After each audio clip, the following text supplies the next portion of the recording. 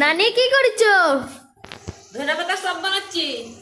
ওমা তোমার বাড়িতে আসনু, ধনেপাতা চপ খাবো এখন। হ্যাঁ, মুড়ি দিয়ে মাখা দিব, সব করে বসে খাবে। তাই সন্ধ্যার স্পেশাল খাবার ধনেপাতা চপ। আবার ইলেকট্রিক চুলে, ও বাবা গো। আমরা ইসুয়াতে রান্না করি।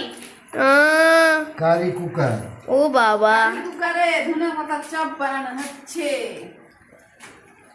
মা তো হচ্ছে বেসন দিয়ে, হ্যাঁ বেসন দিয়ে ধনেপাতা মা কাছে একটু খাস সোডা দেওয়া লাগে, তাহলে ফুলে ভালো। দিছি সুন্দর মসলা হবে। ওই সিহারা তো সেই সুন্দর, দেখবো নি খাইতে কিরম লাগে। দেখতে ভালো হলে খেতেও ভালো হয়। এটা কি ধনে বেসন খাস সোডা, এর পামলের তেল, পামলের তেল তাহলে একটু সয়াবিন আছে।